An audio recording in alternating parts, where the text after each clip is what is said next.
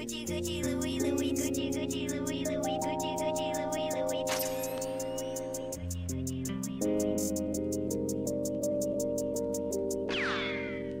Gucci, Gucci, Louis, Louis, Gucci, Gucci, Louis, Louis, Gucci, Gucci, Louis, Louis. Fendi, Fendi, Prada, Fendi, Fendi, Prada, Fendi, Fendi, Prada, Fendi, Fendi. Gucci, Gucci, Louis, Louis, Gucci, Gucci, Louis, Louis, Gucci, Gucci, Louis, Louis. Fendi, Fendi, Prada, Fendi, Fendi, Prada, Fendi, Fendi, Prada, Fendi, Fendi.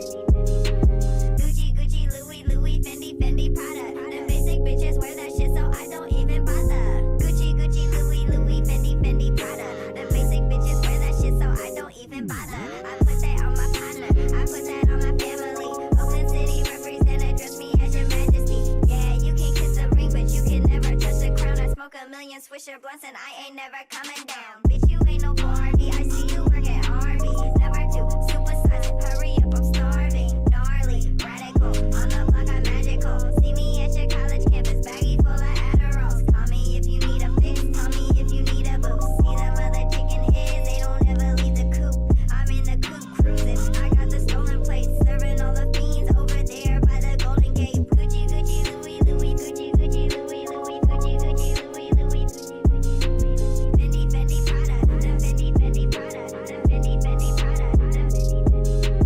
Gucci, Gucci, Louis, Louis, Gucci, Gucci, Louis, Louis, Gucci, Gucci, Louis, Louis. Fendi, Fendi, Prada, Fendi, Fendi, Prada, Fendi, Fendi, Prada, Fendi. Gucci, Gucci, Louis, Louis, Fendi, Fendi, Prada. Them basic bitches wear that shit, so I don't even bother. Gucci, Gucci, Louis, Louis, Fendi, Fendi, Prada. Them basic bitches wear that shit, so I don't even bother. I put that on my partner, I put that on my family. Oakland City represent, address me as your majesty. Yeah, you can kiss a ring, but you can never touch the crown. I smoke a million Swisher blunts and I ain't never coming down.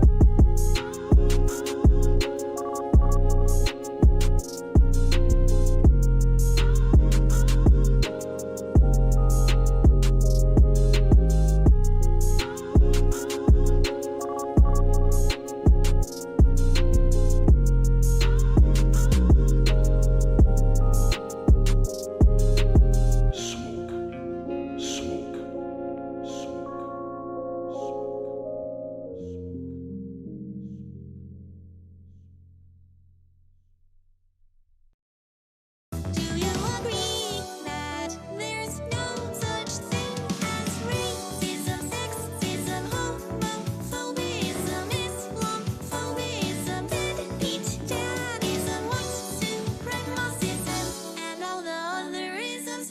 Destiny, that's a woman's name. You were raised by your daddy and mama. That makes you half man and half woman. You are a beta. You're not a real man, beta. I just have one question for ya, beta.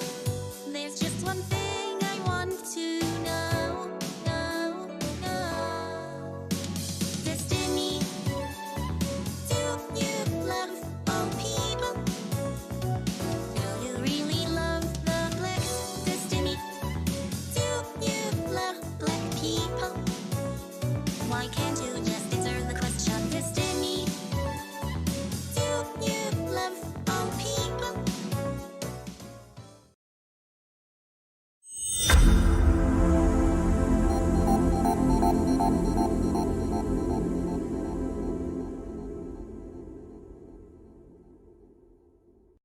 Systems, the company store, the paradigm of absolute control. And that's why we're just out here doing simple things, pointing out that we're meant to be in nature and be natural. And this is where we find the source that God made to transcend the New World Order. And that's why they want to try to keep us out of it. I'm angry. I've had enough of these people. They're a bunch of Christian murderers, scum. They're on giant death factories, keeping babies alive and selling their body parts. What more do you need to know about these people? I go out and face these scum. They literally crawl out from under rocks. They have green looking skin and they run around screaming, we love Satan, we wanna eat babies. I have them on video Hillary's in the creepy, weird, sick stuff, man. She sleeps in the same room with that creepy, weird woman whose mother wears a hood over her head. What the hell? That woman number one is ugly. Imagine how bad she smells, man. I'm told her and Obama just stink. Obama and Hillary both smell like sulfur.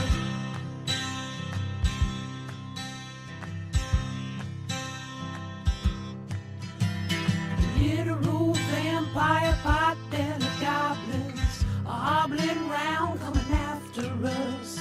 My spirit gets close to that evil and I feel it go.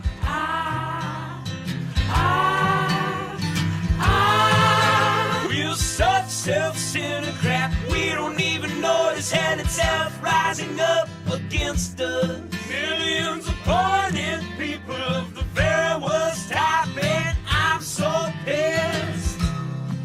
We're gonna stab your daughter at the mall.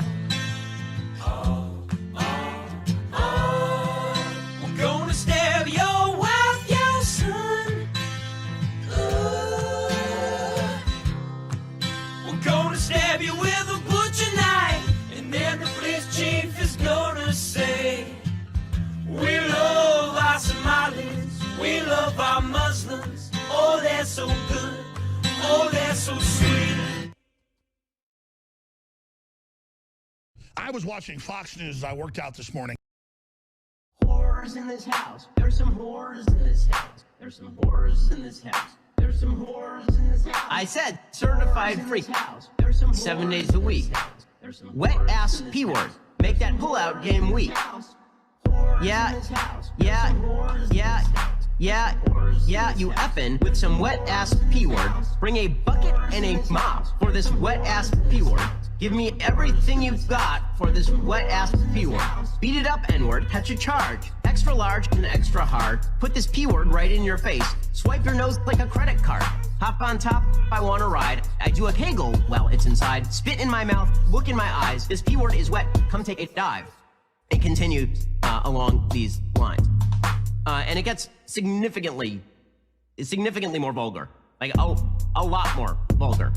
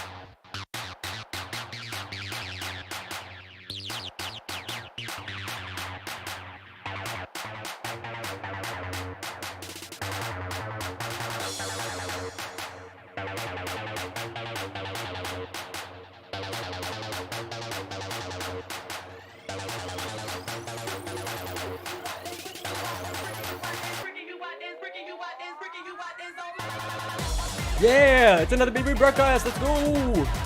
How's it going, everybody? How you doing? Yo, it's a Saturday. We got a nice stream for you today. I'm so excited. We got bastards and brawlers, and ballers, and all sorts of crazy content. Canadian cops do be violent. We got fallout from the January 6th Commission. It's gonna be a good stream. And new emotes. I'm slowly but surely figuring it out. Slowly but surely. And we'll keep working on that later. You gotta be rewarded. I got new subscribers. Gonna build up that hype. And clout, I think they're calling it nowadays. And we gotta figure out some collabs, everybody. But how you doing? It's a beautiful day here in Montreal. It is gonna be bright blue and sunny. I'm going to a lovely barbecue later. Bars? Bars? Really? Like after Cheney, she's like finishes speaking some dense legalese. Bars. Bars. Yo, no, I can't wait until everybody's memeing, making jokes about this ridiculous Sega we're living through. It is absolutely great and wonderful. Yeah, America survived a coup d'etat. Hoo-wee. I got me some nice black coffee, my 6th of the day. Oh God, love tired youth, let's go. All right, what do you got for me?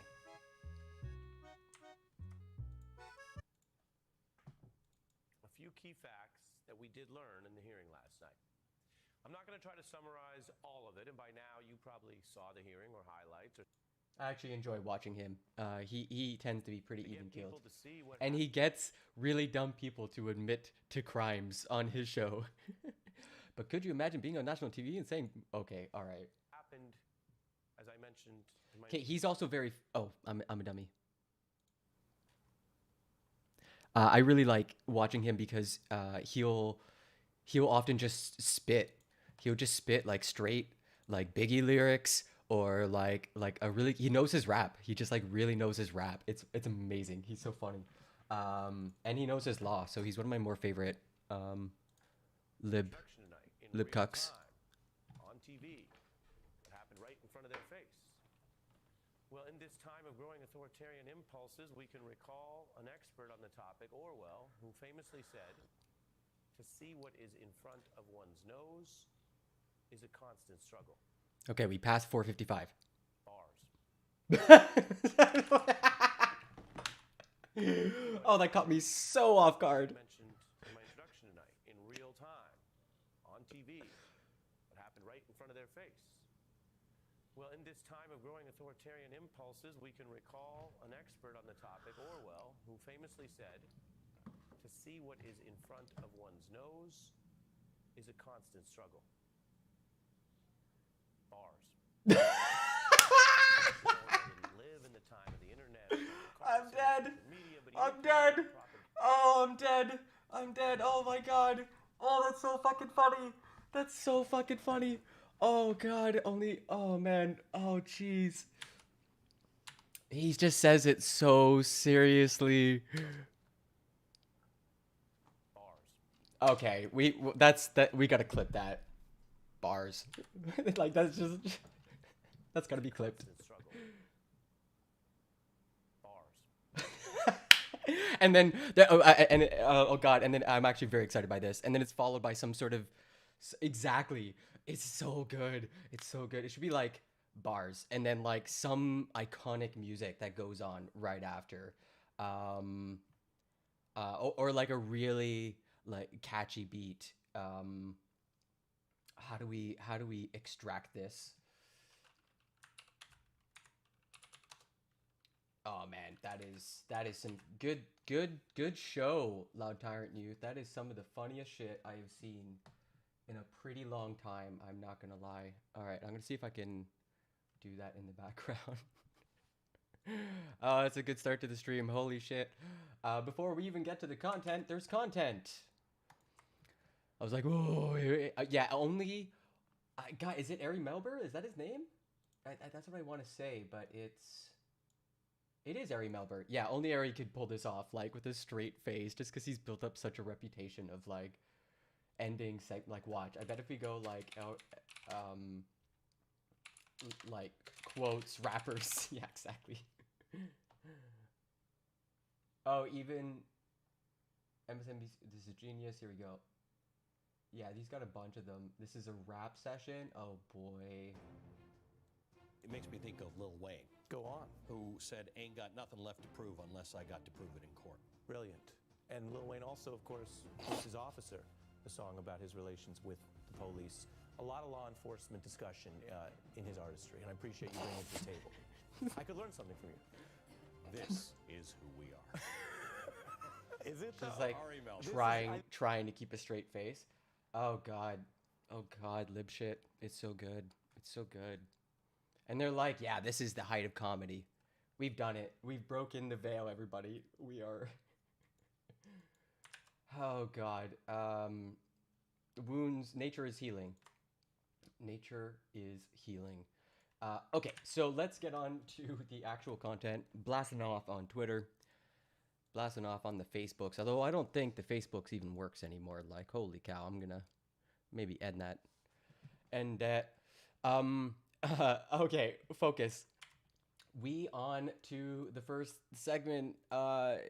Yeah, so Fallout, everybody. Oh geez, how about that hearing? He thought if he pushed and prodded that I was going to do what he wanted me to do.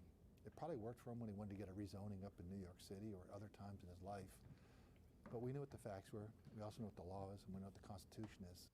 This is Brad Raffensperger. He was the guy in Georgia that was asked to like hand over that specific amount of votes. And this is an interview from Associated Press. And that's what we followed. We followed the facts by following the law and following the Constitution. And they all worked together, and those gave us the results. I'm not picking a battle with him. He's picking one with me. All I've done is said he didn't win the state of Georgia. 28,000 people skipped the presidential ballot. What does that have to do with my office? That has to do with really his campaign team and the state election party turning out people to vote. Why did 28,000 Georgians skip the presidential ballot? They didn't vote for anyone. They didn't vote for Biden. They didn't vote for President Trump. They didn't vote for Joe Jorgensen. They skipped it. Yet Yeah, that's what happened in Ontario. We got a conservative in because people just like did not show up to vote. Okay, so I think the funny fallout is that Truth Social, which I could not join. When I tried to join Truth Social, look at this shit. You can't even get it on Android. Register. It's like not even available. Amazing. Mom finding out you're live and running for my favorite streamer. Okay, let's see if any of these. Do we have? I want to test something real quick. People. Oh, why isn't it?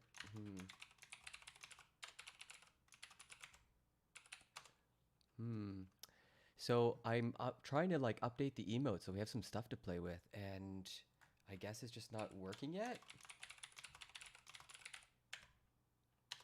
Yeah, it says it's ready, but it's just not going. Odd. Damn. Okay, well, soon, whenever the website updates, we'll have some fresh emotes. Finally, oh my god. Trump's Truth Social, which I can't even get onto, is banning users who post about January 6th hearings. The irony is rich. Truth Social, Donald Trump's Twitter copycat, claiming it is free from political discrimination, has reportedly banned users who posted information from Thursday's congressional hearing on the January 6th attack on the U.S. Capitol, in which the former president is a key focus. Yeah, I'm not sure who we have to sacrifice in Minecraft to appease the Twitch gods. I'm not sure.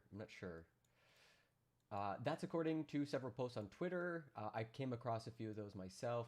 Travis Allen, whose Twitter bio describes him as an information security analyst, on Thursday evening posted a screenshot from the Truth Social app that said account suspended. And he wrote, quote, "My Truth Social account was just permanently suspended for talking about the January 6th committee hearings."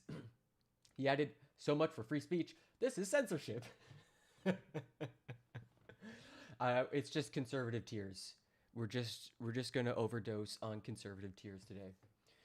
Allen did not provide details about what allegedly led to Truth Social kicking him off the platform. Seeing a lot of folks getting banned from Trump's Truth Social for posting updates about the January 6th committee hearings. Apparently free speech has its limits, even in Trump land.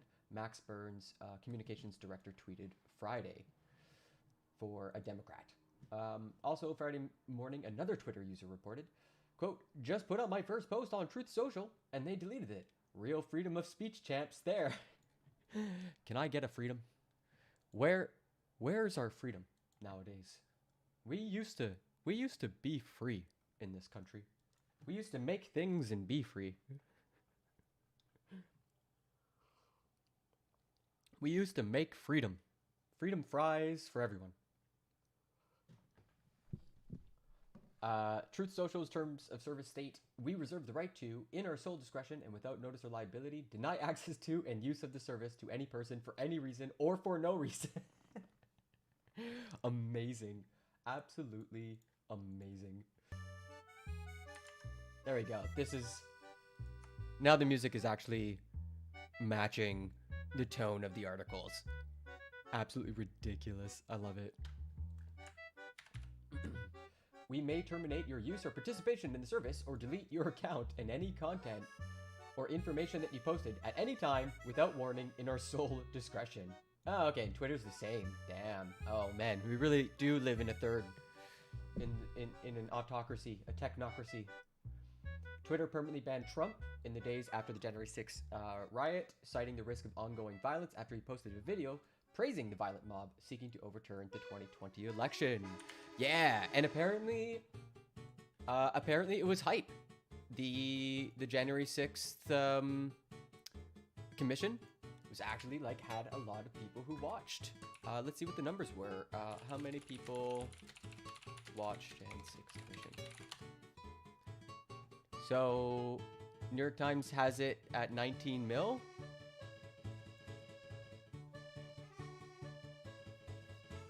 More than 19 mil. 20 million? That is an odd... Wow. People went out to the park? People went out to the park? That sounds kind of awesome. An audience of at least 20 million people watched the first primetime hearing of the House Select Committee's investigation into the January 6th attack on Thursday night, according to Nielsen. By scheduling a congressional hearing for 8 to 10 p.m., committee members and Democrats were hoping to make the case to the biggest audience possible.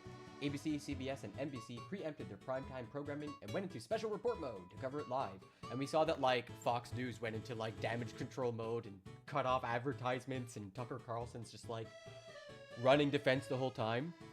Not in terms... Yeah, well, they said, it's, in the ballpark of big television events, like a Sunday night football game. So I think that's going to ring out, and the fact this is just the first one, that more are coming. The next one's, Monday at 10 a.m. It's kind of awkward. I want to be there. It's kind of in my slot. I should be able to hit that. I don't normally stream Mondays, but I'll make an exception because, this shit is fire. But it's definitely awkward. Most people will be at work. Though the Thursday night figure pales next to presidential debates, 63 to 73 million, or this year's State of the Union address, 38 million, it's still much larger than the audience that would normally watch a daytime congressional hearing.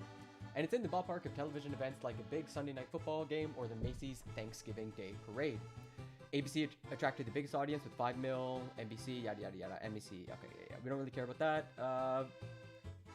While the broadcast gave up their primetime and CNN, MSNBC gave the hearing wall-to-wall coverage, there was a conspicuous outlier among the cable news networks. Fox News, the most watched network in cable, did not carry the hearings live, instead sticking with its usual primetime lineup. The Fox News hosts Tucker Carlson and Sean Hannity dedicated their shows to January 6th, and both had the hearing playing live in a split screen. But the feed from Congress was muted, while the host spent 2 hours belittling the... This is not okay. Here I am, socks and all. How's your day? Tune in now.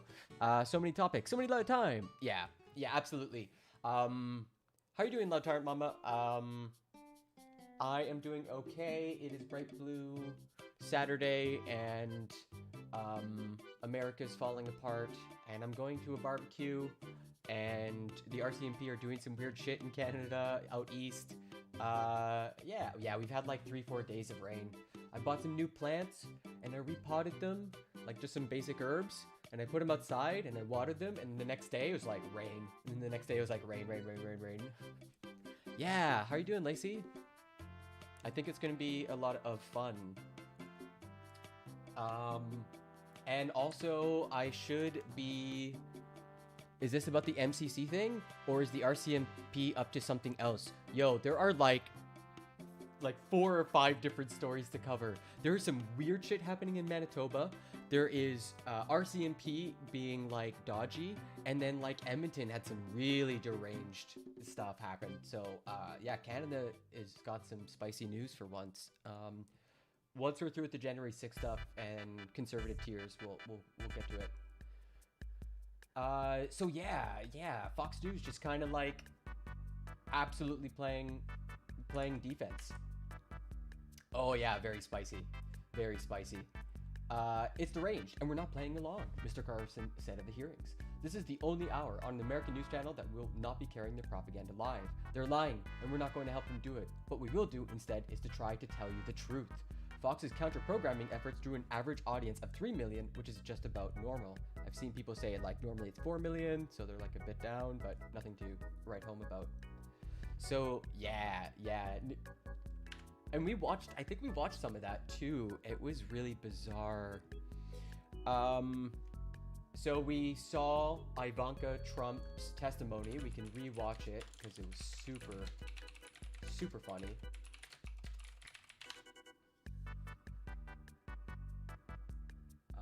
I think this is it. PBS NewsHour. We'll put a pause on that. FBI Director Christopher Wray told Congress last summer the FBI had circulated intelligence materials and other resources before January 6th.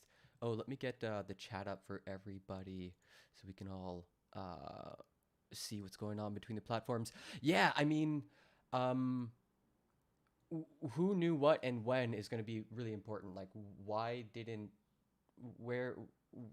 they have the weapons and stuff? Canada seems to have more stuff happening, so less time to fully cover the state of the U.S. Yeah, Loud Tyrant Mama. Scheer, in particular, has gone off the deep end. That's going to be interesting. Alex Cannon was one of President Trump's campaign lawyers. He previously worked for the Trump Organization. One of his responsibilities was to assess allegations of election fraud in November 2020. Here is one sample of his testimony discussing what he told White House Chief of Staff It's only at the end? Mark Meadows.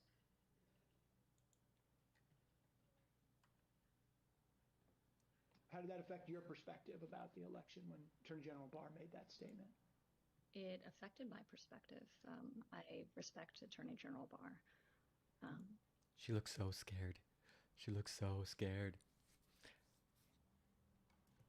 Yeah, I did some digging. So I accepted what he was saying. Yeah, she's absolutely shook. So, Trump rebukes Ivanka over January 6th testimony.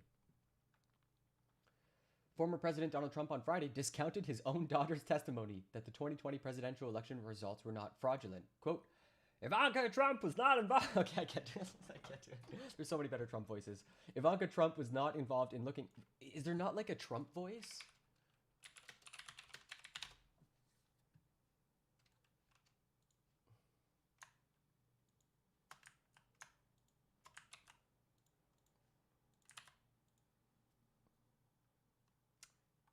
Error. Boo.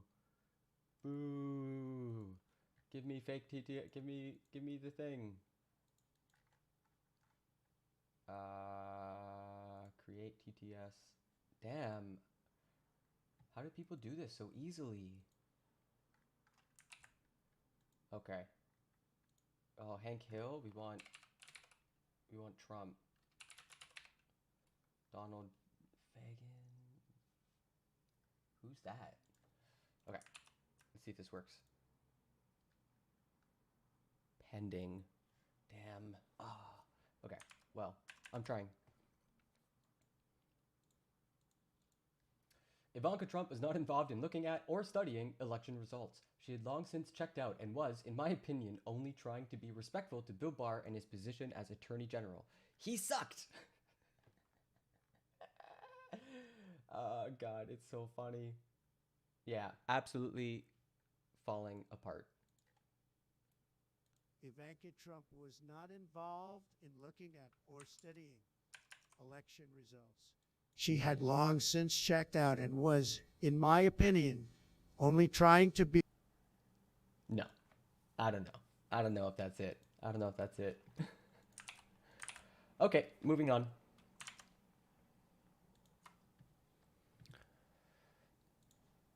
So, I think the other thing that had popped off... Yeah, that's it. All right, let's get to the main segment. That was just sort of just a little bit of Trump news of January 6th. I'm sure as more stuff pops up, I'll come back to it. I'm mostly interested in what's been going on in Canada because very odd stories that I've only gotten snippets of, and I want to dig a bit deeper. So let's hop to. I think the first one we're right. Okay, so that's two people who are reporting on the same story. Yeah, here we go. This first one's a bit odd. So let's go with that. RCMP admit to providing wrong information about officers entering a Mount Moriah home. Police said earlier this week they rang the doorbell before going in, but the house doesn't have one. Huh. Interesting. But when children are involved, it becomes a North America topic. Oh, great. Yeah. I've got a couple good ones. We got Andrew Scheer acting a fool. We got Ben Shapiro's tears. And then we have some big stories from Toronto Star and Press Progress about police. The RCMP admitted Friday that their explanation earlier this week for why two officers entered a Mount Moriah home without permission contained some wrong information. Officers looking for a missing youth went into the Western Newfoundland home early Sunday morning and questioned an 11-year-old girl. Oh, let me drop the music. Sorry. Officers looking for a missing youth went into the Western Newfoundland home early Sunday morning and questioned an 11-year-old girl before her parents were aware or even awake. In a statement Tuesday, the RCMP said, quote, after a sustained period of knocking, doorbell ringing, and verbal communication, police entered the residence through an unlocked door, verbally announcing their presence. In an interview with CBC News on Thursday, the girl's mother, Courtney Pike, pushed back on that version of events, saying the claim that officers rang her doorbell especially surprised her. Quote, we don't have a doorbell. This house has never had a doorbell, ever, she said. I just feel like they're trying to justify their reason for coming into my home. Look at it! Courtney Pike provided these photos of the doors of her house to CBC News. Neither door appears to have a doorbell. In a statement Tuesday, the RCMP said the officers rang a doorbell before entering. On Friday, police said the original officer's report didn't mention ringing a doorbell. On Friday, the police admitted the reference to ringing a doorbell in Tuesday's statement was wrong. An email sent by the RCMP to CBC News on Friday morning said the statement earlier in the week was created by our unit here in St. John's in consultation with the detachment in Corner Brook. Following your inquiry into this response, we note that there was no mention in the responding officer's report of a doorbell being rang. The remainder of the response, including a sustained period of door knocking and verbal communication, is completely accurate, end quote. Do we believe them? Do you believe them? Earlier this week, Pike told CBC News she was awoken around 5:30 a.m. on Sunday to the sounds of footsteps and voices inside her Western Newfoundland home. Footsteps and voices that belonged to two RCMP officers who had entered her home through an unlocked door. Yo, you can't even have unlocked doors in Canada anymore. What the fuck? That has always been like a trope. Pike said the officers woke her 11-year-old daughter and questioned her while shining a flashlight in her face. What the fuck? Are you for real? Pike said she would have heard if the officers had been knocking and making no noise prior to entering, or her dog would have started barking. Quote, they obviously had to sneak in very quietly, she said. What is going on? The statement from the RCMP says the officers entered the home because they were looking for a missing 17-year-old youth. The Royal Newfoundland Constabulary, which has jurisdiction in nearby Corner Brook, said the youth was later found safe. Very unusual. Abby Deshman, the Canadian Civil Liberties Association's Criminal Justice Program Director, said the incident is concerning. Quote, it seems very unusual for the police to have entered a house in the night and spoken directly to a minor without asking where their parents were, she said. What is going on with police and kids? Like, do they not understand how to treat kids? Like, what the fuck? Deshman said the police are allowed to enter a home without permission, but only in certain urgent or life-threatening situations, or if they have specific evidence. Quote, they can't just wander into someone's house because there's been a missing persons report. They need more than that. Deshman said in Newfoundland and Labrador, a judge can also grant police permission to enter a home, but there's been no indication that happened, i.e. a warrant. It really upset me. Deshman said situations like the one described by Pike aren't always reported. Quote, we certainly hear, though, from people in communities, and particular marginalized and racialized communities, that they feel that their rights are violated on a regular basis by police, she said. Pike said she hasn't heard from the police since the incident, but has made a formal complaint with the RCMP. She said she's also been in contact with legal counsel regarding the incident and is considering filing a lawsuit. Pike said she feels like the statement from the RCMP, which she first saw through media reports, was meant to make her look like a liar. She said she wants a public apology. Quote, I had no reason to make up a story like this, you know what I mean? They came into my daughter's bedroom and it really upset me. Yo, like, flip some fucking tables. I am actually upset over this. This is ridiculous. Are you for real? There's like no explanation for that. I don't think you could just like be walking into people's homes. What the G's? Okay. All right. This was a clip that went viral a few days ago. And, I'm gonna get some water, but enjoy. This is gonna be rage-inducing. Conservative MPs, members of parliament, laugh at the mention of Canadians not being able to afford food. Okay. 1 out of every 4 Canadians in Whoa. this country is going hungry because they cannot afford their groceries.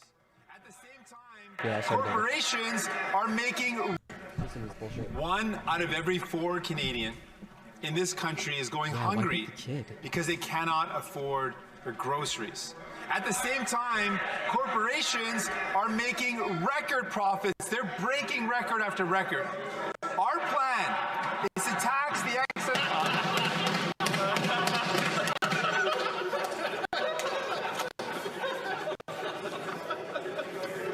I'm going to ask the honourable member to start from the top so that we can all hear his question. The honourable member for Burnaby South. I just mentioned that Canadians are hungry, and I hear laughter in the chambers. They should be ashamed of themselves. One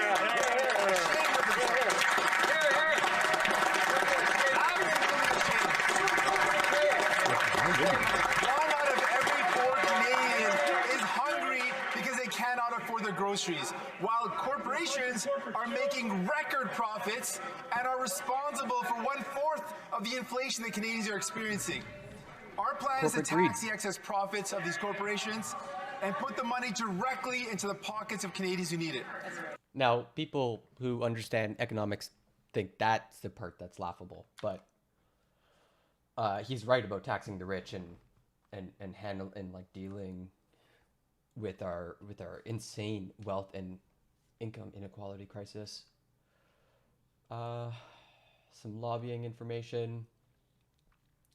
Yeah. Conservatives are ghouls, absolute ghouls to laugh at that shit. Just like bad optics. Why would you? I don't even get it. And yeah, why wake the kid? This was such an odd story. Okay, we got some more police bullshit.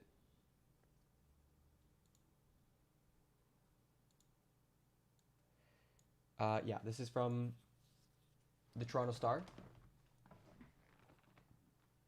And I apparently have to be careful about what's going to come up, so hopefully this doesn't have TOS. In courtrooms across the country, judges are denouncing police officers for serious violations of the Charter of Rights and Freedoms, the bedrock of Canadian democracy that sets the boundaries of the state's power.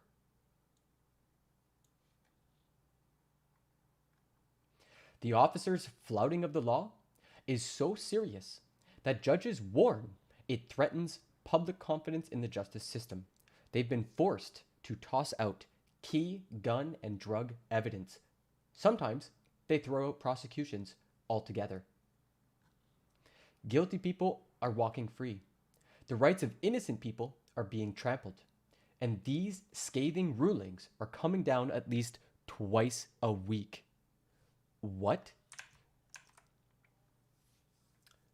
Uncharted Part 1. Rights Wronged. Let me get the music back up. A Torstar investigation of more than 600 cases reveals police are not often told when judges find they violated the charter.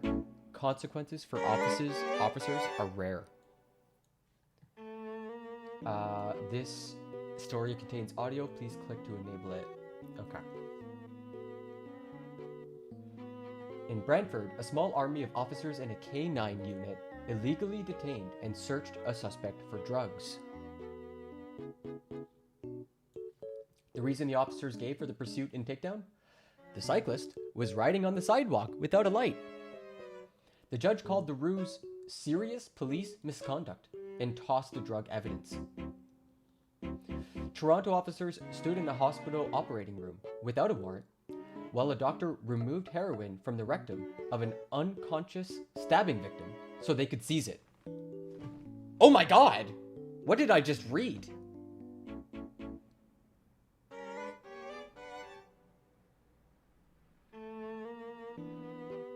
Oh my God, that's so inhumane. Again, the judge threw out the drug evidence. Imagine waiting, like, yo, doctor, when can we get at the evidence? Jesus. In Calgary, police trailed a 24-year-old suspect to a convenience store in 2019. Lateef Tagaldeen, who had a criminal record, was violating a house arrest order and had a loaded handgun hidden in his vest. As he made a break for the exit, an officer unleashed a police dog and tackled him to the floor. For hours after his arrest, officers ignored and mocked his repeated requests for medical treatment, and one sang a song ridiculing his pleas for help. As blood seeped through the bandages covering the bite wounds on Tagaldeen's arm, officers taunted him with, quote, laughter, sarcasm, song, and judgment, the judge said. This shocking display, which was caught on audio and video, led the judge to stay charges that even the accused himself acknowledges would have otherwise likely resulted in his conviction. Quote, if they, the officers, would have followed the rules, I would probably still be in jail right now, Tagaldeen told Torstar. Only a criminal would ride on the sidewalk? I mean, Kraus. It sounds like you can fill the gap of the police force. They need new police. From Vancouver to Iqaluit to St. John's, why am I blanking on that? Newfoundland. A Torstar investigation has identified cases of police brutality, callousness, and ignorance among officers who don't appear to understand suspects' rights. In multiple cities, after serious breaches were repeated by officers in successive cases, judges are upgrading entire police forces for systemic charter violations within their ranks. Yet, in many of these cases, what happens in the courtroom never reaches the police station. What? Oh my goodness. The Saturday morning drinks protecting this? No, the drunks. The Saturday morning drunks. Oh god. Constable Solomon Gutierrez sat in the witness box in October 2020 as the defense lawyer tore apart the prosecution's case. 17 months before, Gutierrez had arrested the accused during a traffic stop.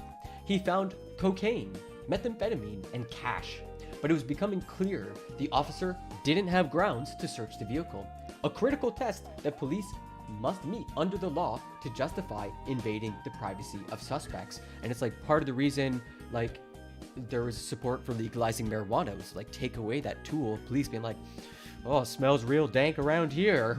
Oh man, that reefer. I'm gonna search your vehicle for drugs. Yeah. Now the court was about to hear. It was not the first time the officer had disregarded the law and gutted the prosecution's case.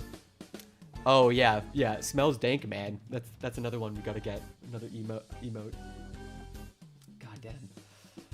The defense lawyer read aloud from a ruling in another case stemming from an arrest in 2016, in which the judge had found Gutierrez and other officers arbitrarily detained the accused and failed to immediately inform him of his right to counsel. This was also news to Gutierrez. He told the court it was the first he had heard of the 2018 ruling. He said that when he testified in that case, no one ever told him which way it went after he left the witness stand.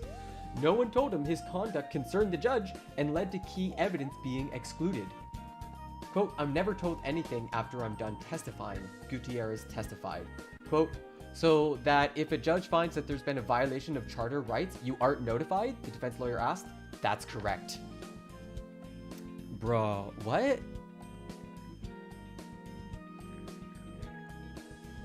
And have you ever been formally notified of a judge's findings regarding charter violations? No. Never? No, not that I recall. Excuse me? Excuse me? A violent violation in Calgary.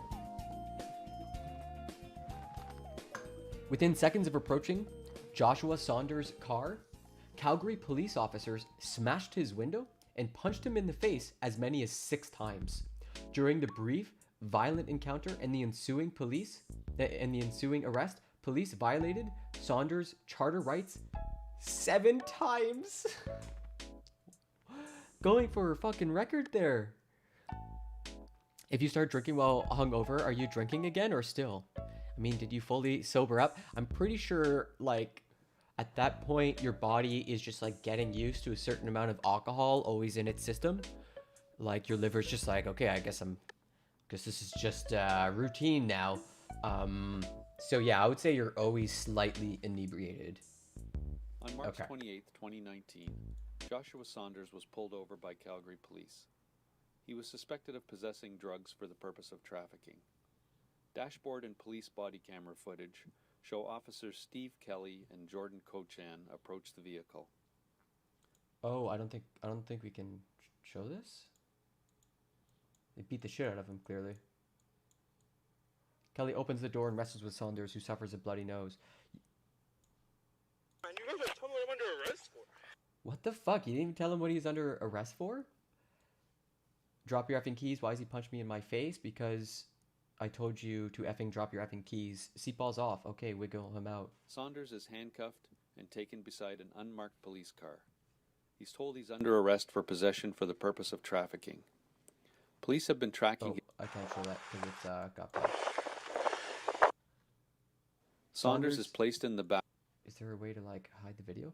Saunders is placed in the back of the unmarked car. Kelly, meanwhile, thinks he may have lost his personal cell phone. He borrows a phone and makes a call to the police station to speak with one of his colleagues.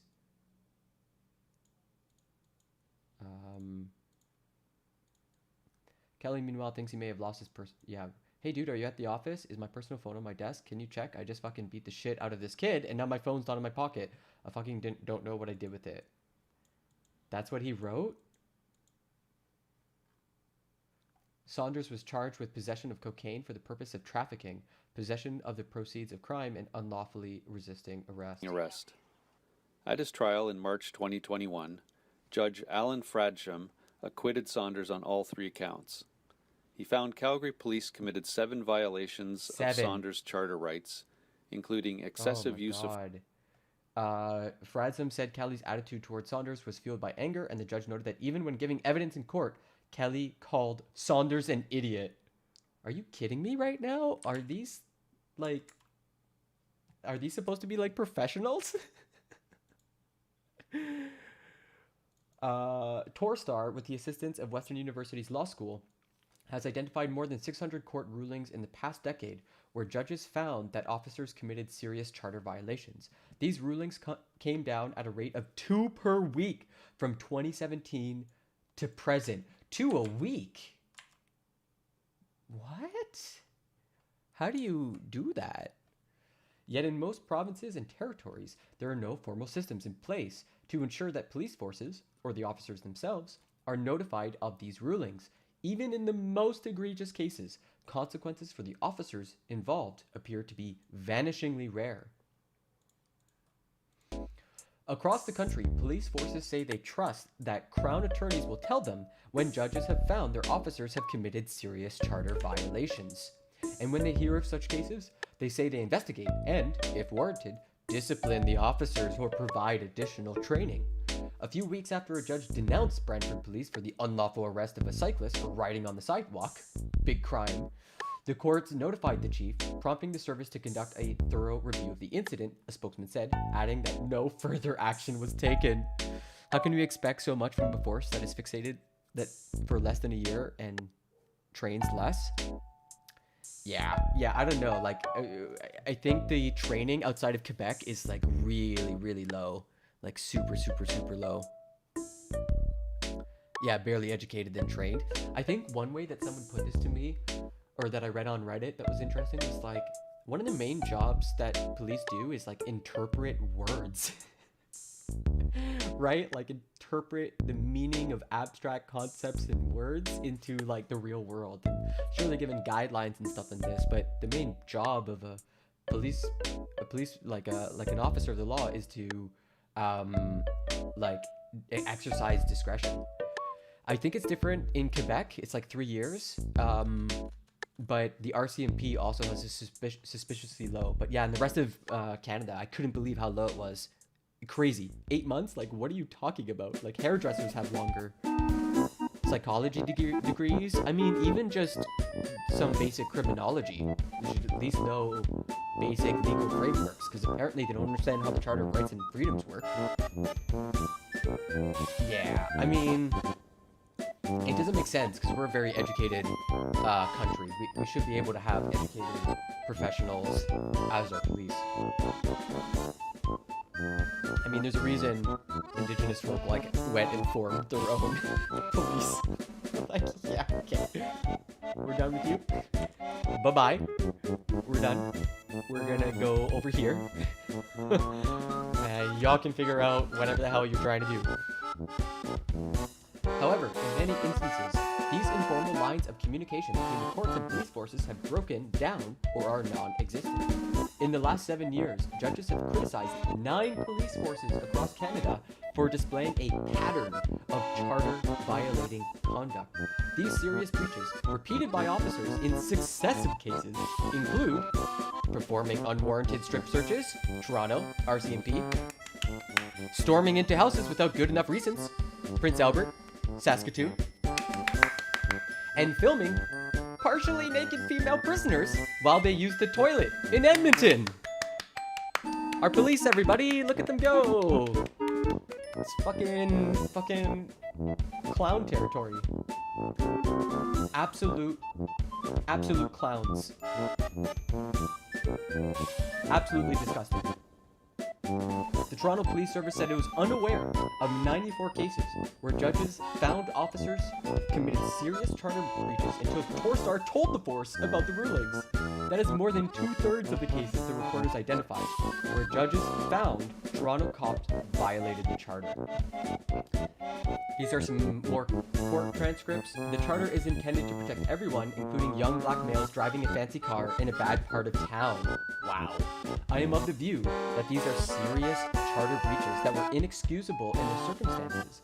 Police conduct of this sort, relying on hunches, racial profiling, and massaging of facts cannot be condoned. I agree with Nordheimer J. that the ends cannot justify the means. You were strip searched as a 15-year-old? What?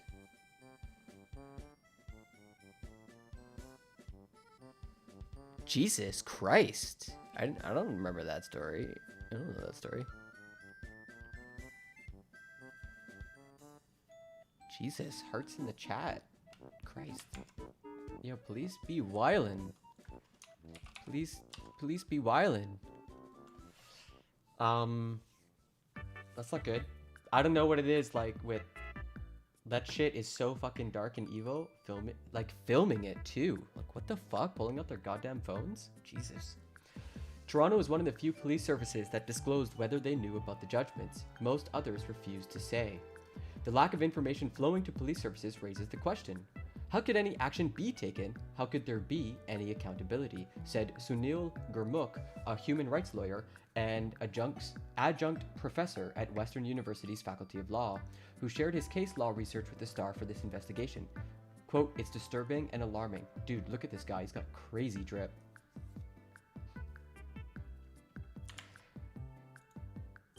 I had a group of police surround me with weapons at my face for parking in an abandoned house driveway. Was this out west? That sounds like an Alberta thing. Jesus Christ. Don't people use abandoned houses to turn around? Oh, that's dark. That's dark. How come? I mean, maybe we could talk about that off stream. That sounds really intense and personal.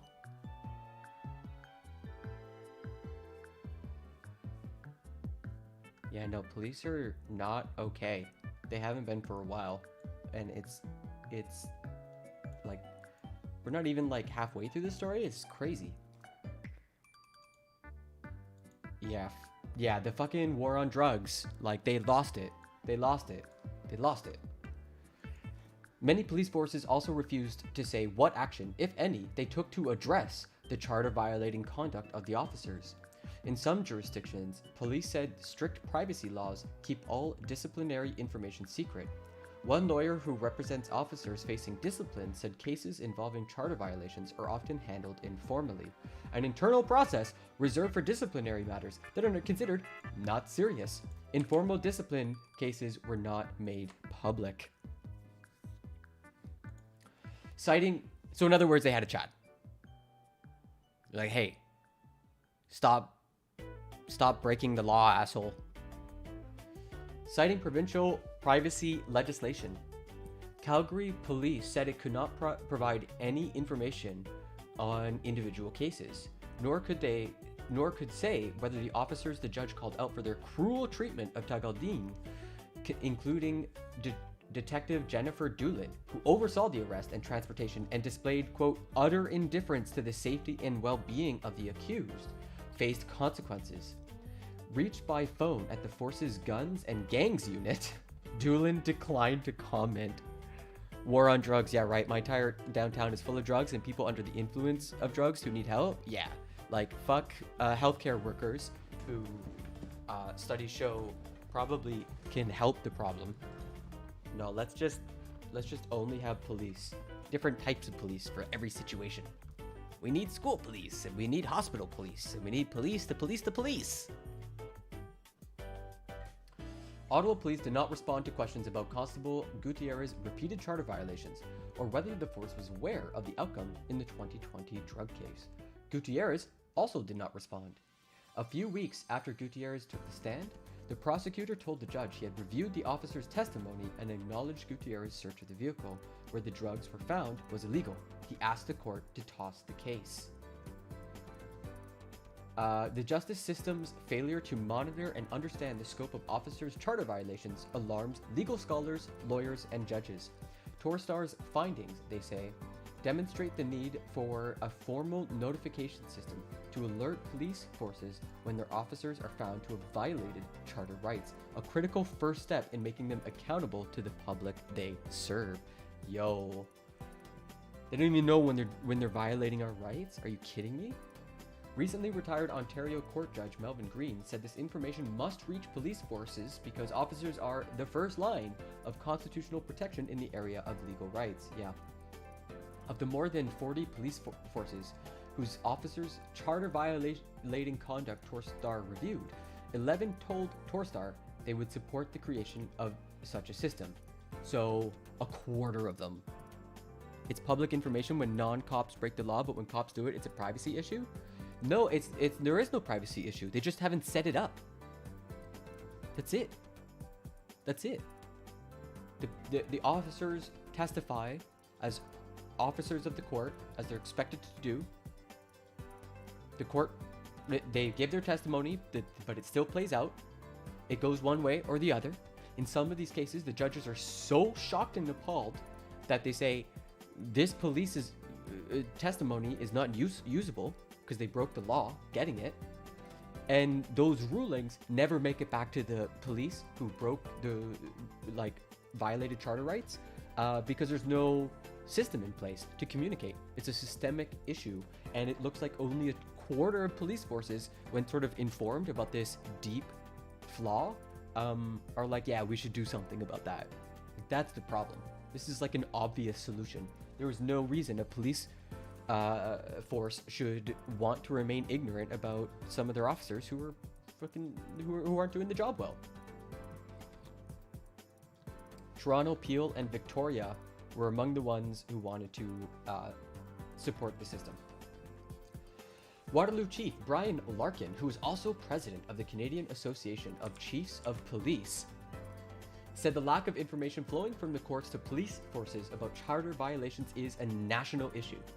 I fundamentally support a system where police leaders are informed, Larkin said. We want to instill trust and confidence. We also want to put forth very strong criminal cases. We don't want evidence excluded. We don't want charges acquitted because we have a responsibility to the victim. We have a responsibility to the community. Enshrined in 1982 under Pierre Trudeau's government, the Charter protects the basic rights and freedoms considered essential to preserving our democracy. The Charter makes it unlawful for police to use brutality against us, randomly search our homes, and detain us for no good reason. Like, I don't know, just straight up walking into people's homes and questioning their kids while in the middle of the night. That's super normal. Absolutely wilding out. Former Prime Minister Jean Chrétien, who helped draft the Charter as Justice Minister, has called it the most profoundly democratic declaration in our history. Crucially, the Charter gave the courts the power to toss evidence or stay charges in cases where police seriously violate a suspect's constitutional rights, a remedy intended to guard against undue state interference. And it sounds like police are like, yeah, just whatever. Just toss it. We don't actually care about how it plays out. We just want the rush of beating someone up on the street. Charter breaches have a corrosive effect, particularly in Black and Indigenous communities where systemic racism has led to overrepresentation in the criminal justice system. Gurmukh, who is leading research at Western University on hidden racial profiling in policing, said rights violations, quote, negatively impact the physical and mental health of the victims and undermine public trust in policing and ultimately public safety. Frayed community relationships reduce the likelihood of civilians reporting crime, cooperating with police investigations, and providing evidence in court, he said. This last part, a show, an HBO came out called We Own This City. It's by David Simon, the creator of The Wire, and it is about Baltimore in the aftermath of the Freddie Gray murder, where a young black man who wasn't even, I don't even think he was charged, he was arrested and put into the back of a police van, and they drove so erratically, they killed him, and somehow escaped charges, and like I think the prosecutor was like lambasted in the media.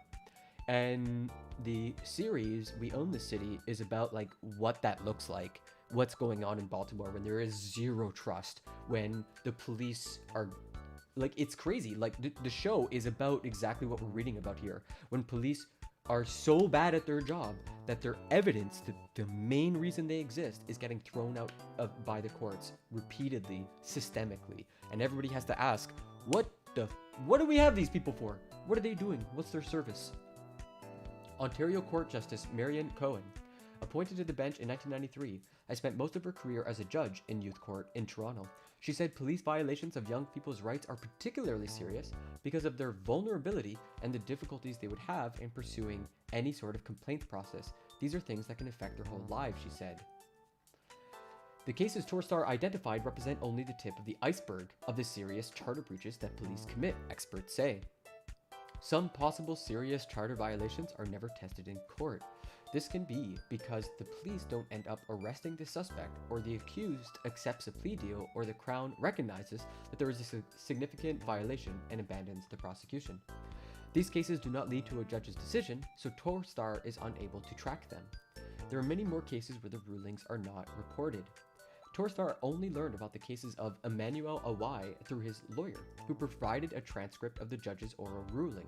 Awai, an unarmed black man, was charged with impaired driving, failing to provide a breath sample, resisting police, and failing to stop for police in August 2014. A civilian witness had seen Awai's car parked a few feet away from train tracks, called police, and said he was worried that Awai, who appeared to be asleep at the wheel, was impaired. When the officers first approached the car, Awai drove away before stopping again.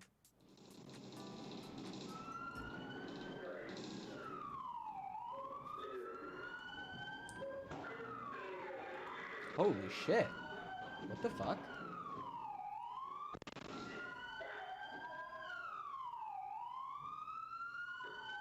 Whoa. You don't even know what he's done.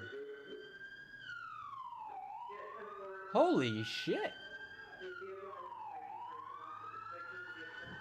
This was in 2014. Why, I never heard about this. Bro.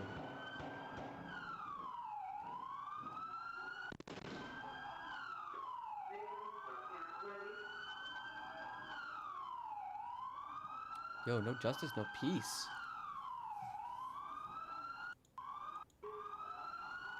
Holy shit.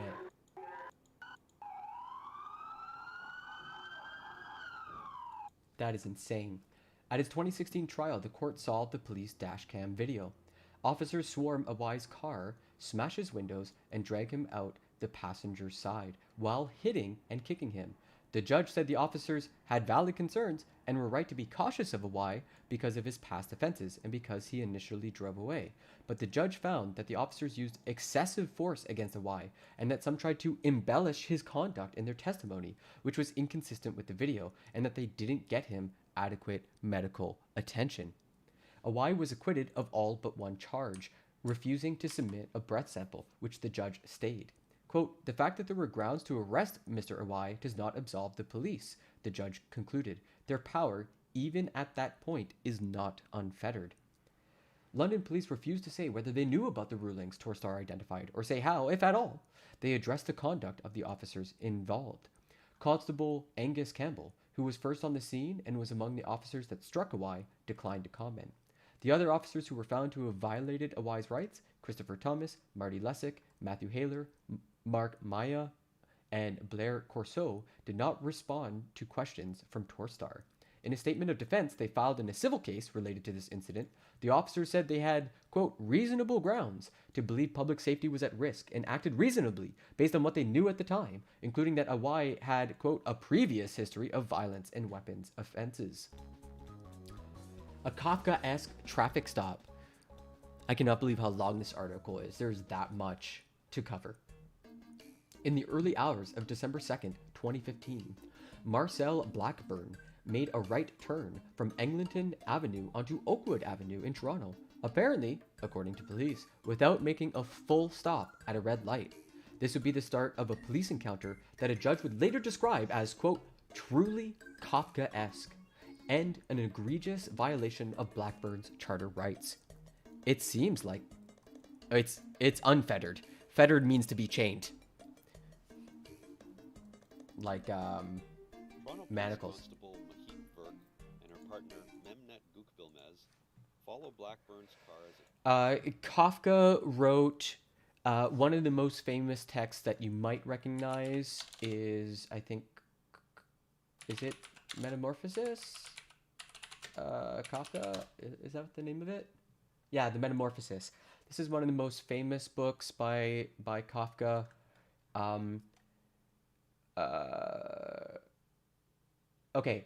It's about the story of salesman Gregor Samsa, who wakes one morning to find himself inexplicably transformed into a huge insect and subsequently struggles to adjust to this new condition. You've read Metamorphosis. Okay, so the thing though is that this isn't maybe the best example. If you ever get a chance, try to read The Trial by Kafka. Fucking amazing.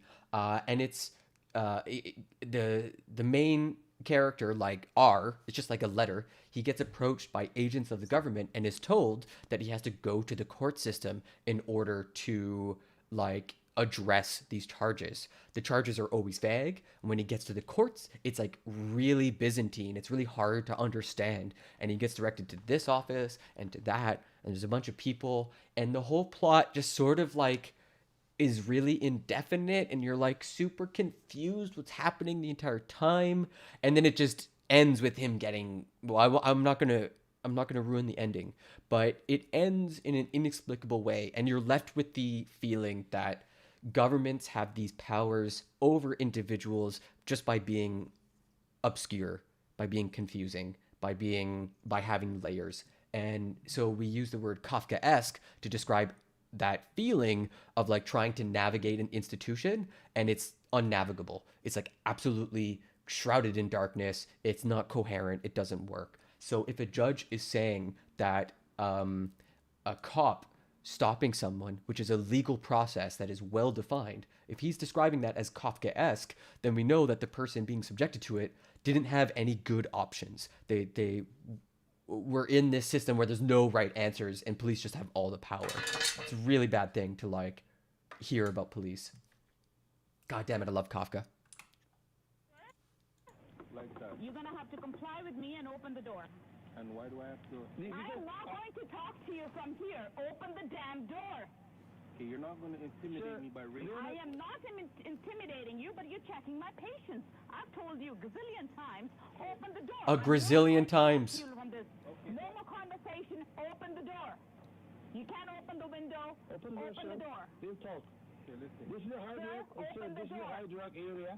We've arrested guys with guns in this area. Open this door for your own safety. I have neither drugs nor guns. Sir, open the door. Open the door, I'm sir. not opening nothing.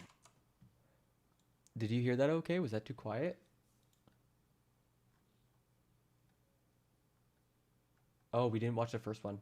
Toronto Police Constable Mahit Verk and her partner Memnet Gukbilmez follow Blackburn's car as it pulls into a narrow side street called Reggae Lane. Verk approaches the driver's side window, and Blackburn tells the officers he is unable to open it. Instead, he opens the rear window and the passenger side window. It's 90 seconds into their conversation before Verk tells Blackburn that he failed to stop at a red light. In the first 2 minutes of speaking with Blackburn, the two officers ask him 24 times to open his door. Whoa. But during that time, they never ask him to identify himself or produce his license. Blackburn remains calm, but Verk becomes increasingly agitated. And that's when we get to hear. Like that. You're going to have to comply with me and open the door. And why do I have to? I am not going to talk to you from here. Open the damn door.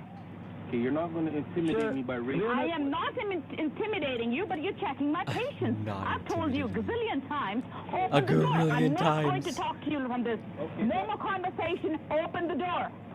You can't open the window. Open the door. We'll talk. Okay, listen. This is a hard Sir, work. open the This is a door. hard work. 4 minutes into the traffic stop, one of the officers makes a new allegation.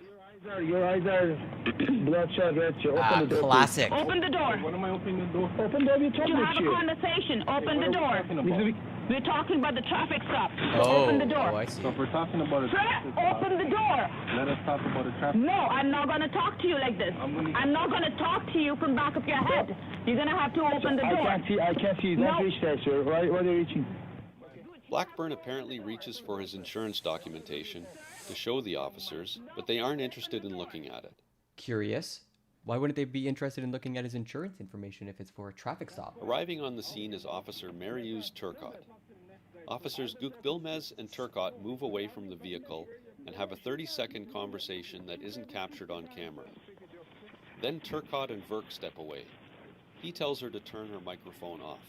Oh, that's normal. Turn your mic on. A few seconds later, she returns. 14 minutes into the stop, once again a new allegation is made. I can't smell booze from here. Booze I now. can smell it from here. Yes, ma'am. It was only after both arresting officers had off-camera conversations with Turcott that the suggestion of alcohol is first raised. Wow. Under the Highway Traffic Act, a driver would have to exit a vehicle to comply with the demand for a breath It's a sample. fishing expedition. Open the door, please.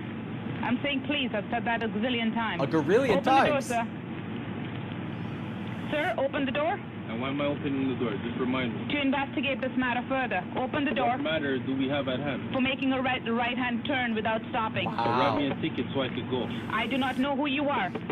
Open the door, sir. Here's my paperwork. No, open the door. Despite several offers from Blackburn, the officers refuse to take his identification papers, how you know while they're at the full of same shit. time claiming they don't know who he is. Bullshit.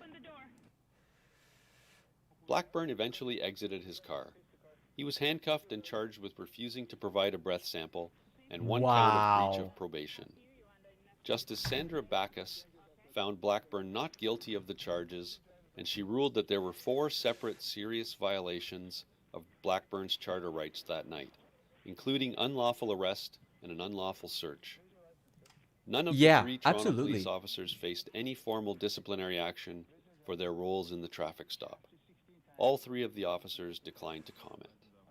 Let me just turn off any possibility of accountability here. Doot. All right, now what's our story? Jesus. The Supreme Court of Canada has acknowledged that policing is dangerous, dynamic work. In a 2010 case involving the search of a suspected drug house, the judges stressed that in weighing the significance of charter breaches, the court must strike a balance between protecting suspects' rights and keeping the public safe. The role of the court is not to become a Monday morning quarterback, the ruling said. However, as former Judge Green observed, at least the quarterback knows he lost the game. Without a system to alert police forces about their charter violating behavior, quote, the officer may not have any idea or may not know that it was because of him or her or them that the game was lost, Green told Torstar in an interview.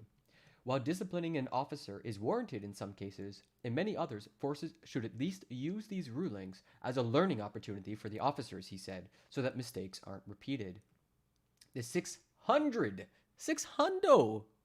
Holy shit! The 600 serious charter breach violations Torstar analyzed are the most visible. Almost all of them led to court rulings that were published online, which is why we know about it. The violations resulted in tossing evidence, a stay, acquittal, or reduction in sentence. In some cases, officers' failure to follow procedure compromised prosecutions. In others, the conduct was found to be in bad faith. In Toronto, where the police service said it was unaware of 94 serious charter breach cases Torstar brought to the force's attention, Chief James Raymer said Torstar's findings are, quote, causing us to look introspectively and go, are we missing something here? Holy shit. In an interview, it's like making the sausage and you only see like one part of the sausage making process. Like, let's say, I don't know, breaking up the beef, and like you never ever look to see how the sausage turned out. And it's like all the ones that you were doing, the meat was sour and you were fucking up the sausages and no one was like telling you that you were just like destroying a bunch of work. In an interview, Raymer said he believes police are notified in the most egregious beat meef. In an interview, Raymer said he believes police are notified in the most egregious charter breach cases through the processes currently in place, but he acknowledged that more can be done to keep these rulings from slipping through the cracks. Yeah, I think you're missing something there, bud. Quote, if there's a process that can be put in place that helps identify potential misconduct so we're all aware of it, I'm certainly open to that, he said. That's the only way that we're going to correct it, and it's so essential to public trust and accountability. Yeah, so like Toronto at least is like one of the 25% that's on board. Like if it's 1 in 4, like Toronto's there. But at least they recognize they're might possibly be doing something wrong. Jesus. In Ontario, prosecutors must notify the Crown Attorney's Office if they believe an officer has lied under oath or engaged in criminal misconduct, such as excessive use of force, a spokesperson for the ministry said. However, none of the provincial or territorial justice ministries has a formal system in place to notify police services when officers have violated the charter. The informal approaches vary. In Saskatchewan, it's standard practice for trial prosecutors to communicate judicial findings to police, a ministry spokesperson said. In Newfoundland and Labrador, courts are not expected to report such serious findings to police. In Edmonton, no one seems eager to track the problem. In 2020, a judge tossed key evidence against a drunk driver after finding Edmonton police officers unlawfully searched the suspect's home and then failed to properly inform him of his right to a lawyer. Quote, I find it particularly troubling that the police behaved in such a sloppy manner when entering a dwelling house. The expectation of privacy in a dwelling house is high, and the violation of that right is profound when agents of the state enter without permission or conduct a search without an informed consent. To admit the evidence would, in my view, signal to the public that charter rights mean little.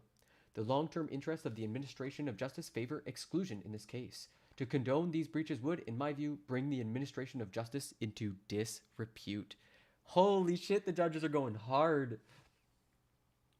A few weeks after the ruling, defense lawyer Tom Engel, who was not involved in the case, sent the judgment to the police chief. An Edmonton police official told Engel the prosecutor hadn't reached out to inform the chief of the decision. Holy shit, what is with these ignorant chiefs who were just like, yeah, I didn't know?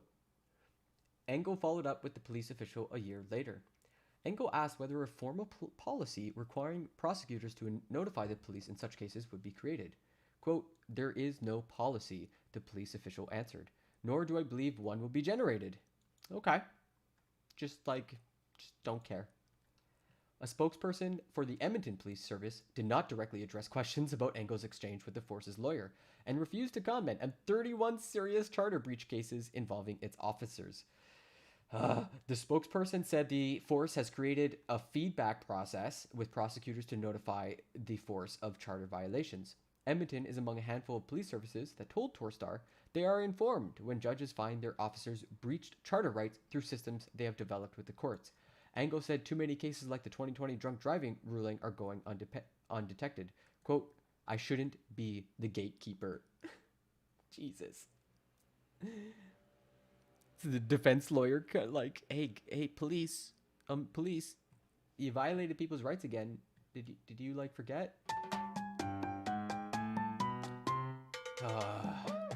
In Ottawa, defense lawyer Lawrence Greenspan also feels like a lone sentry, watching as charter violations mount and go unaddressed.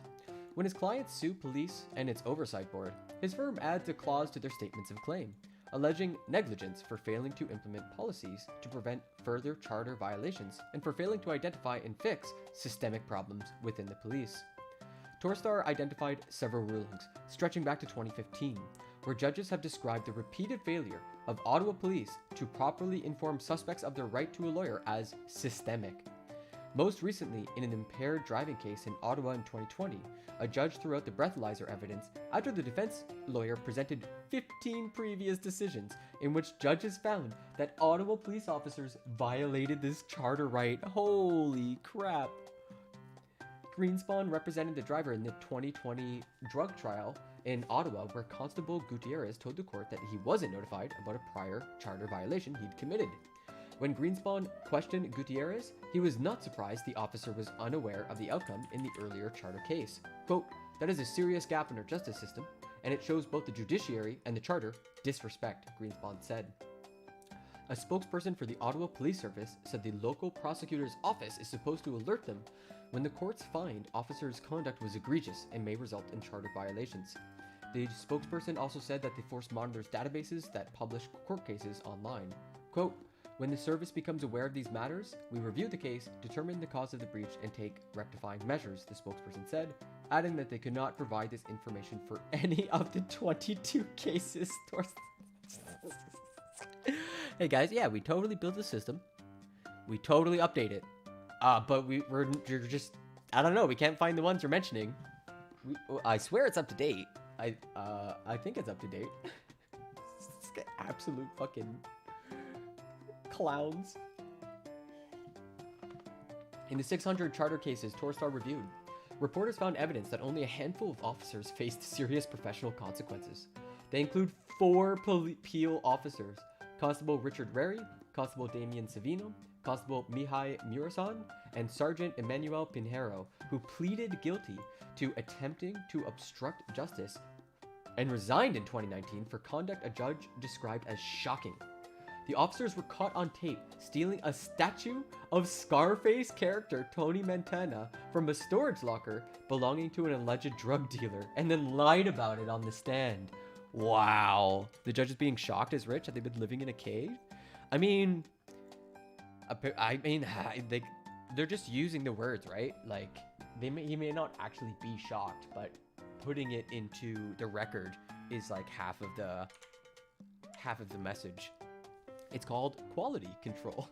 And many associations, these procedures are in place for the purposes of learning from and preventing further mistakes. Yeah, absolutely. Like, I'm studying human performance technologies, and that's about like closing gaps, performance gaps. And this is a performance gap.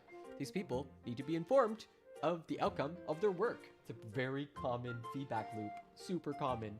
Like, how do you not have this? And especially for the law, for something that's public knowledge, that is about freedom.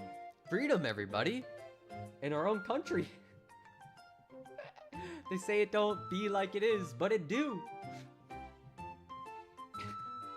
Last year, a Toronto police disciplinary tribunal ordered that Constable Matthew Brewer resign or be fired.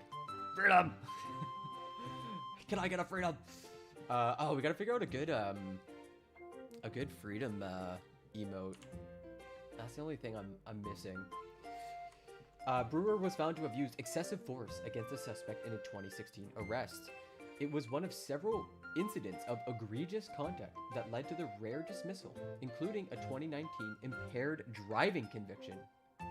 Brewer is suspended with pay while he appeals his firing. Are you serious? His lawyer, David Butt, said Brewer could not comment while the matter is before the Ontario Civilian Police Commission, where he argued that Brewer was suffering from post-traumatic stress disorder and alcohol abuse disorder at the time of the misconduct and has since been successfully rehabilitated. Yo, for real? Toronto police said officers had been informally disciplined in 15 unidentified cases. Thunder Bay also confirmed informal discipline. Fucking Thunder Bay. Yeah, paid vacation, Kraus. Oh my goodness. Those who seek to hold the police accountable for trampling their charter rights can face a long and difficult road. Ashton Boudou's chilling screams can be heard in a cell phone video of his 2015 arrest. Montreal police, oh Montreal, here we go. Montreal police said that concerns about Boudou's driving prompted them to tail him to the driveway of his home, a motive the judge would dismiss, concluding instead the officers, quote, must have been after something else or were simply fishing. In the poorly lit driveway outside of Boudou's building, officers shattered his car window, repeatedly pepper sprayed him in the face, and struck his leg with a metal baton, the judge found. Quote, I was going to die. That was my feeling, Boudou said in an interview. Quote, I'm embarrassed every time that video plays because that was my scream for dear life. Can we listen to it, everybody? Content warning. Get out of the car! Get out of the car right now! I didn't do anything wrong! You know what? I'm in my house! Get out of the car! You know what? You know, I'm not doing this. I'm gonna, you know what? You're wrong. You're Get wrong. out of the car! You know what? You're wrong. You're under arrest. Get out of the car! Call your supervisor. Get out of the car! Call your supervisor. Call your supervisor. Call your supervisor. Call your supervisor. I didn't do anything wrong. Put your hands in your back. You're calling. You know, please, officer, please don't do this. Holy shit. That was fucked. Excuse my French. The officers charged him with impaired driving and obstructing a peace officer, among other alleged offenses. In 2018, a judge found the officers used excessive force, unlawfully detained Boudou for nearly 6 hours, and never gave him a chance to call a lawyer. Instead of admitting their mistakes, the officers, quote, attempted to mislead the court by giving testimony that, in the end, was rejected, the judge wrote. A stay of proceedings, he concluded, quote, is the only remedy that sends a clear message that the kind of brutality used by police against Mr. Boudou is unacceptable and will not be condoned by our courts. Boudou is suing the Montreal police and 2 officers who violently arrested him, Steve Crevier and Olivier Lapointe, as well as a 3rd officer who was supervising the jail where Boudou was kept in an isolation cell? Yo. The police service said it and its officers declined to comment on the case, citing ongoing litigation. In a statement of defense filed in that litigation, a lawyer for the officers said Boudou's suspicious, if not dangerous, driving gave them reasonable grounds to arrest him. They alleged Boudou was the architect of his own misfortune. You hear that, everybody? They made him pepper spray him. And they struck him in the thigh with their hand and pepper sprayed him because he resisted so much. The officers denied Boudou's allegations that he was racially profiled. Montreal police would not say what it did to address the charter violating behavior the judge documented in his scathing decision, or how it dealt with the charter violating conduct of officers in 10 other cases. 6 years after Boudou's arrest, Quebec's Independent Police Oversight Commission laid professional misconduct charges against officers Crevier and Lapointe, alleging they abused their authority and flouted the law by repeatedly violating Boudou's rights. A hearing is scheduled for January 2023. So we'll have to check back in with that. That sounds really spicy. Right here in Montreal? Holy shit. What a story. I don't know about you, but I have never gotten through such a long friggin' story in my life. I cannot believe how insane that was. That was just... Saunders was charged with possession of... Constant. Absolutely. Saunders was charged with possession... When did this come out? Was this just coming out today? Yeah, this was absolutely insane. It's honestly a bit hard to follow that up, but we are going to move on to the next segment. I've done a lot of talking, so I am going to, I'm gonna look for a video to play. Oh, I got the perfect one for you right here. This is Andrew Scheer. Let's watch Andrew Scheer embarrass himself. Ask anybody's permission to watch this video? Of course not. That would be ridiculous. But the Liberals... Did you have to ask anybody's permission to watch this video? Hey, chat. Hey, chat. Do I have your permission to watch this video? Am I allowed to watch this?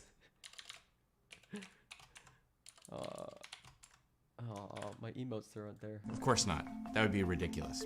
But the Liberals have a piece of legislation that is going to give the government a lot of control over what you can see and post online. I want to talk to you about free speech today. Censorship. Free speech. It's everywhere. Free speech. Oh boy. Oh, free speech. Let me just make sure the output's okay. Whether it's right. A lot of control over what you can see and post online. Oh, yeah. Do you need us to wait till you get back, Kraus? I don't know like how old you are, but if you're like under the age of 45, yeah, you definitely gotta, yeah, freeze peaches, the nice icy ones. You pop them into your mouth and they melt. Talk to you about free speech today. Censorship. It's everywhere. Whether it's Russia Today, all Canadians, or me, censorship is back in fashion. This is Bill C-11. This piece of legislation will expand the powers of something called the CRTC. Now, what's the CRTC? You might not have ever heard about it. Well, if you've ever wondered why you can't get certain television stations or watch certain shows on Canadian cable packages, it's because in Ottawa, there is a group of people and they make decisions on what is safe for Canadians to watch. And the Liberals want to expand that into the internet. Imagine that. There's a government agency in Ottawa that makes decisions for you to protect you from watching things that might make you un-Canadian all of a sudden. It took the children 40 minutes to locate Canada on the map. Marge, anyone can miss Canada, all tucked away down there. Under this bill, they will be able to make new regulations. This is so good. We got our own hog watch, everybody. We don't even need to watch Ben Shapiro. The fucking music is so good. Are you un-Canadian? Do you lack freedom? Regulations don't have to pass through Parliament. With the stroke of a pen, the CRTC can make new rules about what you can post and what you can see online. They're even going so far to start to regulate what users who make revenue off of their YouTube channels have to comply with. It is simply impossible to regulate a platform like YouTube without also regulating creator content. It's like promising not to regulate books while regulating what can be sold in bookstores. Yo, could we regulate that guy's haircut? I'm about to eat a salad. Yeah, I don't know if beer and salad goes very well together. Undermine your ability to create content and have other people see it. It's going to affect what videos come up in your YouTube stream. It's going to affect what people are allowed to post on social media sites, all in the name of protecting. But hold on, let's go back. Why can't we get leftist stuff like this that slaps this hard? Holy shit. This isn't just about Bill C-11 or the CRTC. This is about free speech. Freedom of speech used to be a unifying principle that both the left and the right would agree on. But as the radical left gets increasingly angry and intolerant, they're no longer Look at these intolerable people using a microphone to broadcast their words. Look at that intolerance. Look at this woman. But as the radical strange hair left gets and getting up in someone's face. Radicals. Increasingly angry and intolerant, they're no longer interested in promoting their ideas or debating yours. Yeah, tear down the statues. I want that clip. Where is that clip? How do I get that clip? CTV News.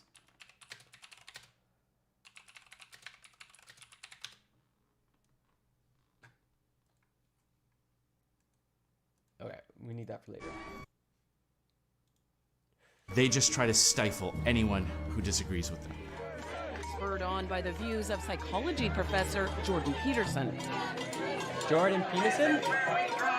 They drowned out his talk at McMaster University in March. And that's a hallmark of big government, isn't it? A telltale sign that a government is getting too big and too intrusive into our lives is always that it attacks free speech. When you go back... My guy is posting an Instagram story. And look at authoritarian regimes. They always start with attacking freedom of expression. And it's always done in the name of protecting you. You go back to the French Revolution, where people were sent to the guillotine for speaking out against the atrocities committed during the revolution. Look at the Soviet... Which was about the rich and powerful crushing the poor plebes. Fresh avocado. Union, East Germany, even the Berlin Wall. This is literally communism, then brother. Then brother, the true authoritarianisms are coming to get your guns. It was originally called the anti-fascist wall. It wasn't sold to the citizens of East Berlin as a symbol of oppression designed to keep them inside. Wait, is he literally trying to like retcon Antifa? Always start with attacking freedom of expression. And it's always done in the name of protecting you. You go back to the French Revolution, where people were sent to the guillotine for speaking out against the atrocities committed during the revolution. Look at the Soviet Union, East Germany, even the Berlin Wall was originally called the anti-fascist wall. It wasn't sold to the citizens of East Berlin as a symbol of oppression designed to keep them inside a broken communist system. It was sold to them as a protection against an external threat. Can I get a fact check on that? That East Germany described the Berlin Wall as the Antifa wall? That sounds like the biggest bullshit I've ever heard. Oh, yeah. Public execution is back in. If you've been paying attention to preachers talking about gay folk, they're like, oh, yeah, line them up, everybody, up against the wall. It's getting when scary. big governments take away rights and liberties, they never tell their citizens that it's to make their life miserable. They always say it's to protect them or that it's for their own good. And that's exactly what the liberals are doing as well, creating a phantom, bogus threat that they need to protect us from. He's making me afraid of the liberals. If only the conservatives could protect me. Protect me, Daddy Shear. And so they're going to give themselves massive power to regulate the internet.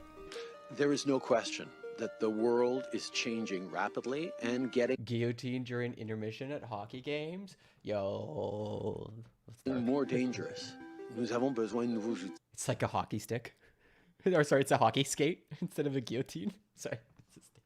C'est pour ça que nous investissons une nouvelle façon de garder les gens en sécurité. He had to translate it into English because he knows his audience don't speak French. Freedom of expression and freedom of speech are so important because that's what gives you the right to argue for your point of view. And when you go back and look I thought this was the same stuff you were saying was radical. And now you're saying this is the thing you're trying to protect? Come on, keep your stories straight. The course of the Bauer brand guillotine. Why is the ice so bloody? Oh, you haven't seen Canadian hockey post 2022? There's actually some like footage of, we obviously can't watch it together on stream, but yeah, of like people bleeding out to death. I think actually some people have died on Canadian hockey rinks. It's part of the reason neck guards became super common, and I think there's actually a clip of it. It's really dark. Human history, it's always societies. So it wouldn't be anything new.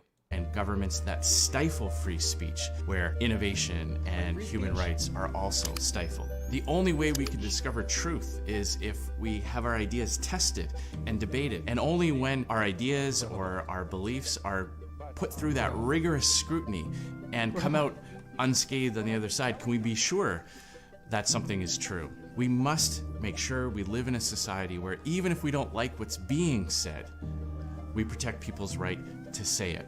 That healthy debate of ideas, that clash of perspectives, that's what produces better results. Now, Justin Trudeau tells us to just trust him, that this isn't about limiting fundamental rights and liberties. This is just about protecting you. Just trust him. Oh God, this fire text is so good. That he won't abuse this new power that he's giving his government. This is the same guy who froze the bank accounts of grassroots donors who were supporting protests for freedom. This is the same guy who interfered in a criminal court case and fired his attorney general when she wouldn't go along with his corruption. This is the same guy who used the COVID pandemic as an excuse to give a massive contracts to his friends at the We organization. All right. This is just like conservative propaganda.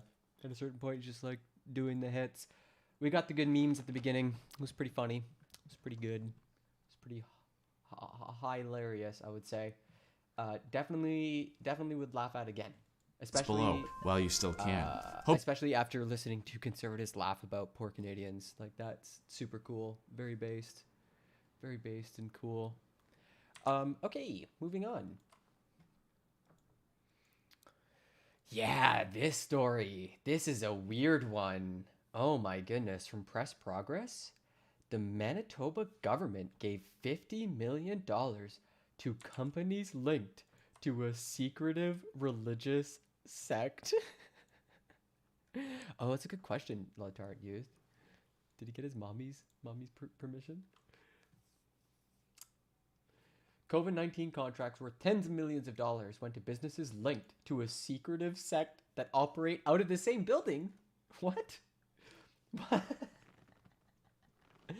Oh, that's some bad crime. Manitoba's government gave nearly $50 million in emergency COVID-19 contracts to a group of businesses linked to a controversial and secretive religious sect. What? Excuse me? Okay.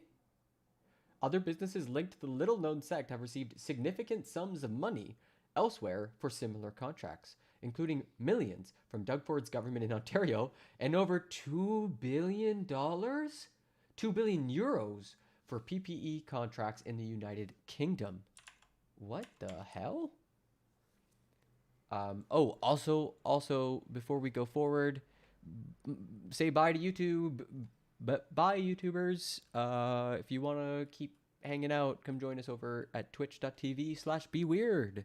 There's cool people who actually chat. Au revoir. See ya. Okay, it's just